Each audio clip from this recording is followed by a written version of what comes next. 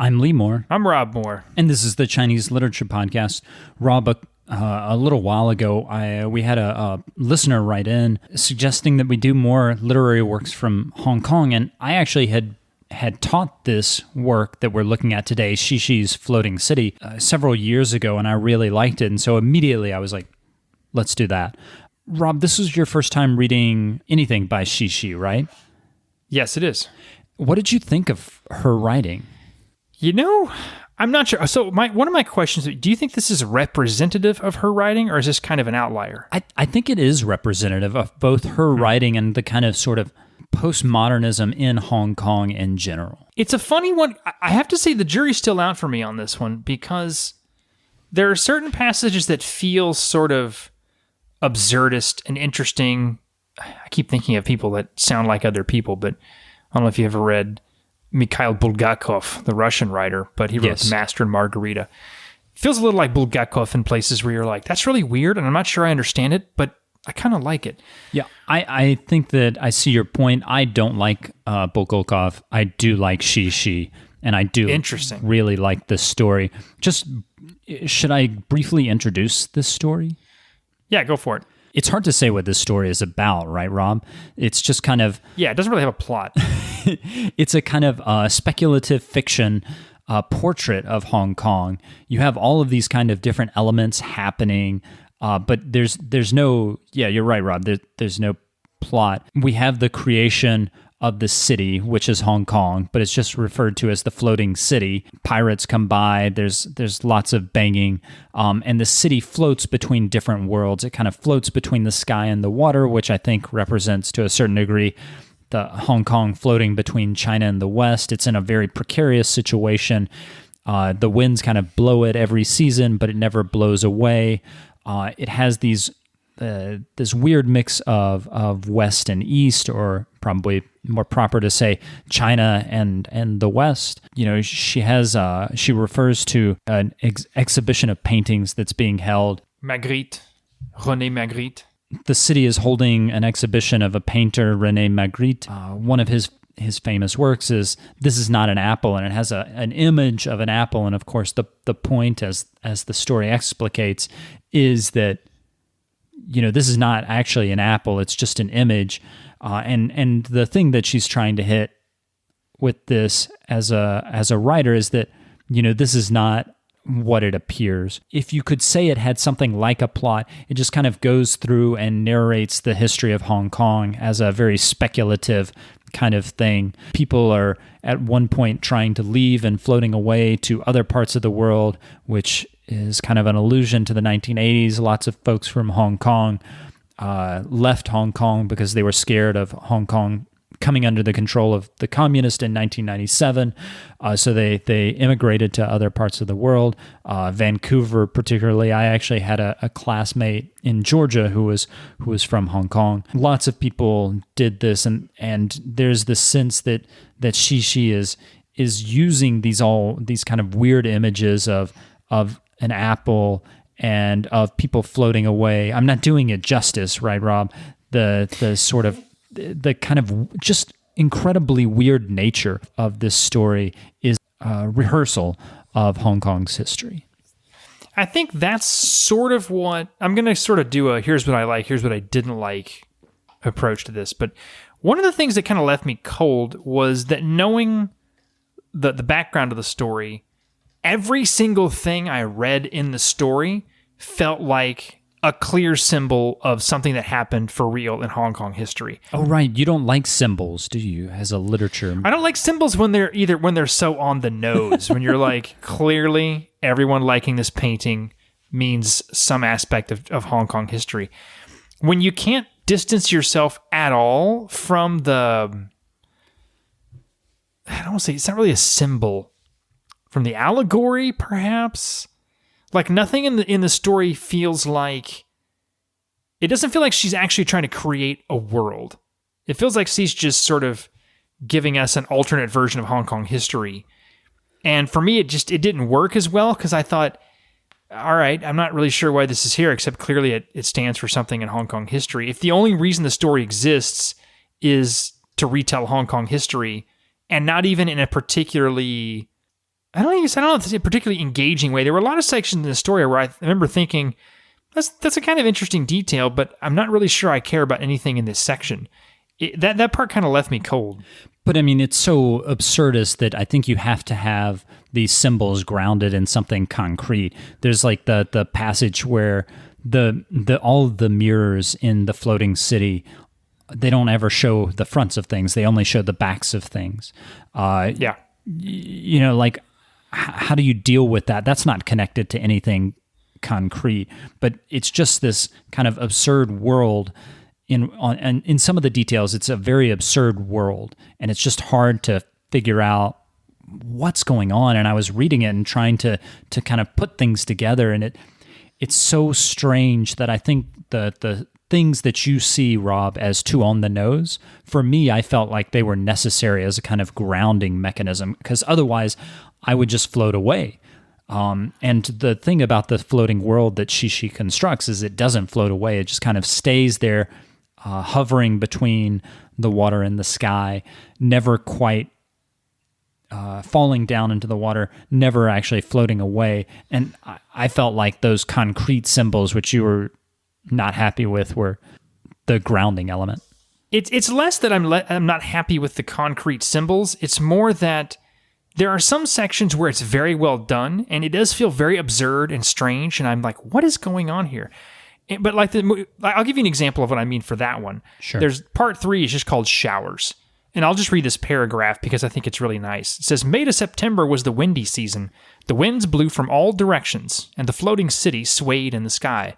The residents of the floating city were used to the swaying, and they went about their business as usual, not even missing the races. They knew from experience that the floating city would never be blown upside down or in circles during the windy season, nor would it be blown away to some other place. That feels kind of whimsical and fun. It's the kind of detail where I suddenly go, oh, I can see something interesting about this city. And then, of course, it goes on. They have this shared dream that happens, and that is one of those things that reminds me of Bulgakov. And then you have, like, the very next section is all of them pondering a painting by Magritte. And there, I'm not sure exactly how to describe the impact that has on me, but the section 3 on Showers, it feels like a very lived detail. I can see the people in the city. I can see this really weird thing that they're all participating in. Then the next section is basically a 3-paragraph meditation on Magritte. And I'm like, why do we need a 3-paragraph meditation on Magritte after a really wonderful passage on that? Rob, can I ask you, did you not think that the passage in passage number 3, the Showers passage, was that not symbolic to you? It was, but it's hard for me to articulate why that doesn't work. This is one of my problems. One of your many problems. One of my many problems. I have so many. No, that is true. It's very true. Thank you for pointing that out as a good podcasting partner. But it's so there's lots of texts that are highly elusive and symbolic, and when they're done well, you can read them either as purely symbolic, or you can just read the story. Orwell's Animal Farm is a good example. I mean, the references to history are obvious and clear, but the characters in the story are well done enough that you can sort of forget that that's happening. In the sections in this story that I don't like, it's like Cece will not let you just get immersed in the floating city. Like, nope, don't think about it as a real place. It's really just a symbol. Just don't even think about it as an interesting, whimsical creation. I'm going to make sure you know that we're actually talking about the city, the history of Hong Kong. The Showers section definitely has, I'm sure, clear links to Hong Kong history. I couldn't tell you offhand exactly what they were. You might be able to. Some of the other details, like this shared dream, is so peculiar that I don't immediately think, oh, I see where this is going. Okay, fine. Rob, I'm just a little struck because when you talked about how you were disappointed by how on the nose the symbolism was, I immediately thought you were referring to the Showers section, the passage number 3, because it's such a clear allusion to Hong Kong's nature as a kind of in-between space and a geopolitical in-between space of being buffeted by these winds from China and from the West, and how it's tossed about. I mean, obviously, Hong Kong has typhoons, so it is a very, very much a real lived detail, but it's also so, the symbolism for me was so apparent that I assumed, I liked it, but I assumed that you wouldn't like that passage. Well, the thing you just mentioned, though, is you're talking about sort of an overall state. Like when you say Hong Kong is this thing that's sort of between the West and the East, it's sort of buffeted around. That's sort of an overall thing you can refer to, or not even think about if you prefer to. But when you mentioned, for example, the section on wings and everyone wanting to put on wings and fly away, that for me almost got to Maoist levels of clear, like, yes, I know lots of people wanted to leave Hong Kong and they totally did. That's sort of what I meant. There was a concrete event that happened in history, and that's what we're talking about right here. Like, there's just no possible way to be in the floating city. You're sort of just sitting in history and, oh yeah, this floating city story is also happening. Whereas in some of the other sections that I think are better written, or I like better anyway, you're really in the floating city. At least I am. Wow. You may be the first person in the history of anything to have compared Shishi to Maoist literature. Isn't that incredible? It's just I feel like I'm going to get hate mail for that. It's so different. Shishi is an absurdist.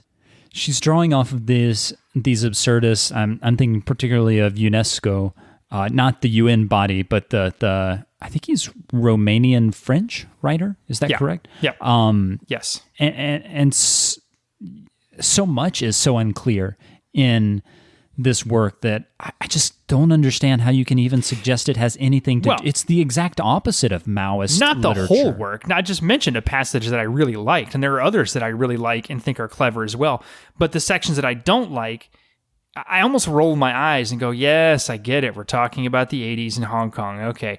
Like this passage couldn't possibly exist unless there was this historical reference, whereas others certainly could exist if you didn't know anything about Hong Kong. I just don't think that's fair. I mean, so many great literary works, Proust couldn't exist outside of his context, and there are some things that are clearly references to events in that. The difference is that Proust gives you a complete world in which you can exist. If you've never been to the French countryside, you know zero about French history, you can still read Proust. Here, you can. I mean, you can read Proust. You don't have to have been to France to read Proust. I don't think you can read Proust without knowing something about French history, or you can, but it's just kind of hard to figure things out. I feel like with Shishi's work, I can give this to students who know nothing about Hong Kong's history, and they won't get all of the references, sure, but they can live in that world, and it's a pretty cool world that Shishi constructs in her floating city. At its best, it does have some really cool stuff. Absolutely. I mean, we're sort of getting stuck in this "I hate it, you like it" thing. That's not what's happening. There are sections I really don't like, but there are sections that are really good. I even highlighted quite a few of them. And there's a sort of whimsical sense of humor that I like in a lot of the passages. There's one in particular when they are there's a bunch of students looking at a picture of an umbrella, and the painting is called Hegel's Holiday. And they're trying to figure out what's going on in this painting because it so rarely rains in the floating city, and it's their only source of water, so they really want it to rain. And they think, why in the world, what does Hegel have to do with an upturned umbrella filled with rain? Who knows? And then there's these two sentences. As for the problem of water, perhaps the philosopher Hegel might have been interested in giving it some thought. But it was a small problem, one he reserved for his holidays.